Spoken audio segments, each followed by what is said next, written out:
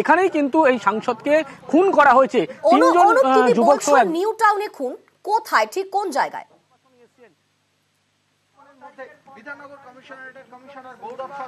ছবিটা একবার দেখাবো। নিউ টাউনের যে থাকদারি এলাকা যে বিলাসবহুল এই যে আবাসন, মূলত এই আবাসনেই কিন্তু 13 তারিখে সকালবেলা তিনজন যুবক সহ একজন মহিলার সঙ্গে তিনি প্রথমে এখানে আসেন।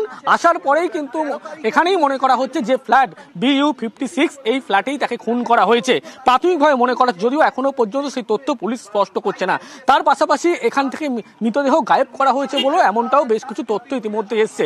ইতিমধ্যেই পুলিশের পক্ষ থেকে যাবতীয় বিষয় খতিয়ে দেখা হচ্ছে এবং এই যে বিলাসবহুল আবাসনের এই যে মেন গেট, এই গেট থেকেই কিন্তু একেবারে সেদিনকে তিনি ঢুকেছিলেন এবং সেই সিসিটিভি ফুটেজও কিন্তু ইতিমধ্যে পুলিশ সংগ্রহ করেছে এবং যে ঘরে ঘটনা ঘটেছে সেই ঘরে এখনো পর্যন্ত পুলিশের পক্ষ থেকে বেশ কিছু নমুনা সংগ্রহের কাজ চলছে।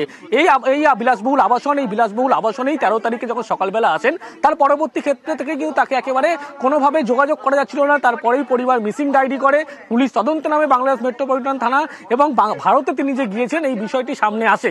এরপরেই পুলিশের পক্ষ থেকে যোগাযোগ করা হয় ব্যারাকপুর পুলিশের উচ্চপদস্থ আধিকারিক, পাশাপাশি বিধাননগর পুলিশের উচ্চপদস্থ আধিকারিক ও STF আধিকারিক, তারা কিন্তু এই ফ্ল্যাটে আসেন এবং এখানে কিন্তু ইতিমধ্যেই বেশ কিছু নমুনা তারা সংগ্রহ করছেন বলে এমনটাই খবর। বেশ, অনুপ তুমি আমাদের সঙ্গে থাকো, সেখানকার সাধারণ মানুষ তারা কি বলছেন একবার শুনবো।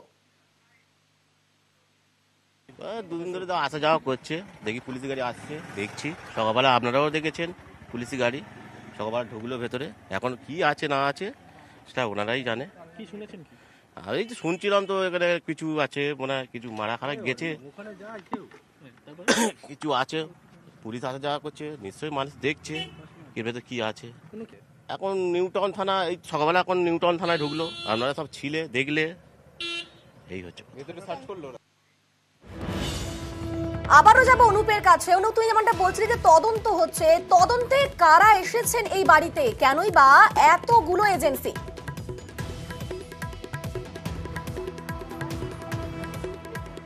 গত 13 তারিখ তিনি যখন সাংসদ প্রথম এই বাড়িতে আসেন, তার সঙ্গে তিনজন সঙ্গী সহ এক যুবক সহ একজন মহিলা ছিলেন এবং এই যে আবাসন বিলাসবহুল, এই আবাসনের ভিতরে যখন এই গেট দিয়ে তারা প্রবেশ করে, সেই সময় যারা সিকিউরিটি নিরাপত্তার দায়িত্বে ছিলেন তাদের কয়েকজনকে ইতিমধ্যে জিজ্ঞাসাবাদ করা হয়েছে মূলত কারা কারা এসেছিলেন এবং এই যে ফুটেজ, অর্থাৎ যে বিলাসবহুল আবাসন, সেই আবাসনের ফুটেজ কিন্তু ইতিমধ্যে সংগ্রহ করেছে।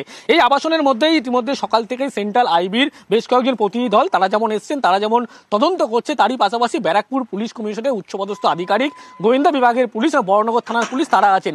বিধাননগর পুলিশ কমিশনার, গোয়েন্দা বিভাগের পুলিশ, STF উচ্চপদস্থ আধিকারিক তারাও কিন্তু গোটা ঘটনা ইতিমধ্যেই খতিয়ে দেখছে। ফ্ল্যাটের মধ্যে বিভিন্ন জায়গায় সকাল থেকেই বিভিন্নভাবে তল্লাশি করা হয়েছে।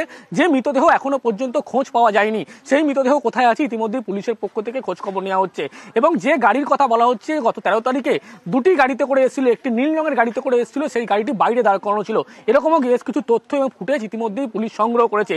সেই সমস্ত ফুটেজ এবং ইতিমধ্যে খতিয়ে দেখছে এবং যারা এসেছিলেন মূলত এই 4 জন, একজন মহিলা সহ আরো 3 ব্যক্তি, তারা কিন্তু এই যে ঘটনা 13 তারিখের পরে বা অন্য ভারত ছেড়ে অন্যত্র চলে গিয়েছিল, এই সমস্ত তথ্য ইতিমধ্যেই মিলেছে এবং তারা যে বেরিয়ে যাচ্ছে সেদিনকে ঘটনার পরে, এই সমস্ত বিষয় ইতিমধ্যেই যেমন ফুটেজ সংগ্রহ করেছে, গোটা যাবতীয় বিষয় কিন্তু পুলিশের পক্ষ থেকে খতিয়ে দেখা হচ্ছে।